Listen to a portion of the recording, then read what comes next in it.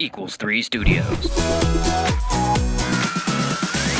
Hey guys, so I've always been really fascinated with people who escaped from prisons. I visited Alcatraz when I was a kid and just kind of became obsessed. So I have a list for you, and we're gonna talk about it. Number 5. Pascal Payet. Probably shouldn't let prisoners on roofs. Just a thought. A lot of prisons in Europe have exercise yards on the roof. This worked out pretty well for French criminal Pascal Payet. He was doing 30 years in France's Loigny prison for a murder that went down during a botched heist. Ooh, a heist. I love a good heist too. In 2001, when Pascal was on the prison exercise roof, his friend stole a helicopter and came and scooped him up and took him away to freedom. Pascal himself came back 2 years later and helped 3 other prisoners escape the same way. The 4 of them were eventually apprehended, and Pascal had another 7 years tacked on to his sentence. But in 2007, Pascal was spending time at a different prison in southeast France when his friend hijacked a helicopter and busted him out again. Come on, prison guards, you gotta know by now, don't let this man on a roof. Fool me once, shame on me. Fool me twice.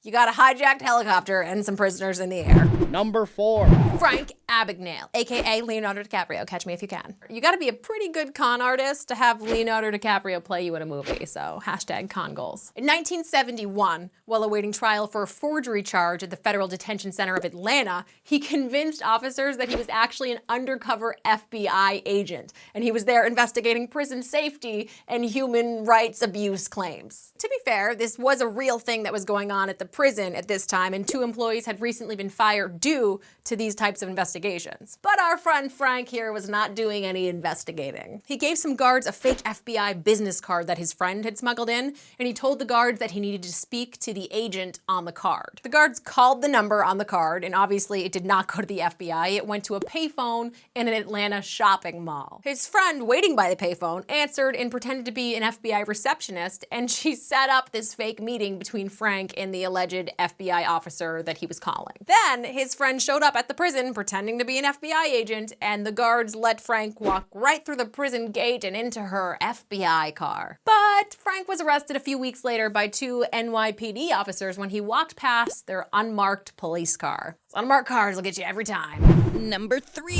Frank Morris and the Anglin brothers. Guys, we're about to talk about Alcatraz. Get excited. In the mid-1900s, the most hardened criminals were sent to the prison on Alcatraz Island in San Francisco Bay. The prison was basically considered escape-proof. In 1962, these guys were all prisoners there, and they spent months widening the ventilation ducts in their cell walls, using tools like spoons they had stolen from the cafeteria or a makeshift drill that they made out of the motor of a vacuum cleaner. Once the openings were wide enough to fit through, they made a break for it. So they were out, but how were they gonna get to shore? Remember, they're on an island. They had hid all these stolen raincoats that they stitched together to make a raft, and they blew up the raft using an accordion that they got from another inmate. An accordion. That's always discreet. No one even noticed they were missing until the morning because they made dummy heads out of soap and human hair and toilet paper to make it look like they were still asleep in their beds when the guards came and checked. There was supposed to be a 4th inmate escaping with them, Alan West, but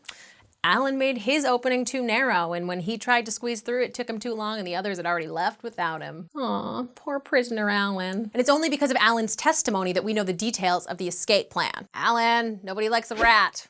But I'm very interested, so you can tell us more. Number 2. Choi Gappak.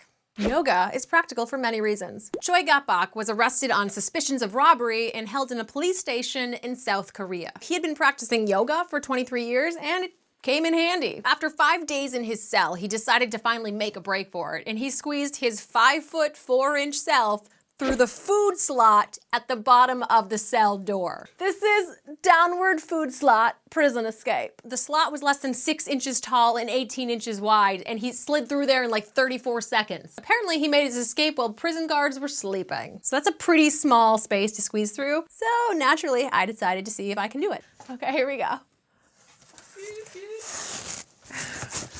Damn, boobs! Keep doing it. Free. Number 1. Alfred Wetzler and Rudolph.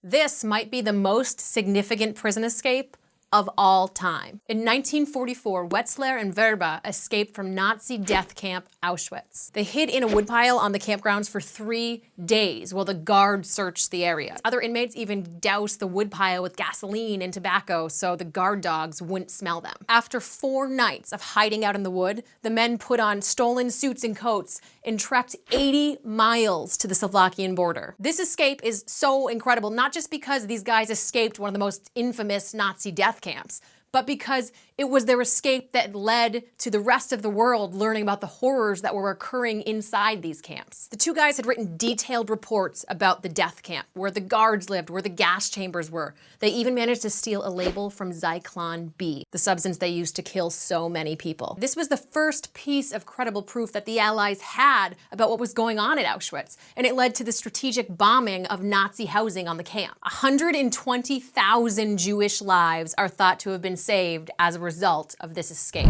5, 4, 5. All right, guys, that's all I got for you today. I hope I helped you escape boredom for a few minutes. See what I did there? I'm Kelly Landry, and you're smarter than you were.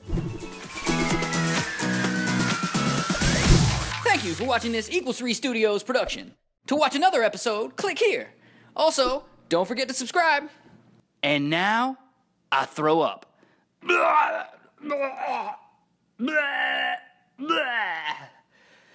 Oh, that's better.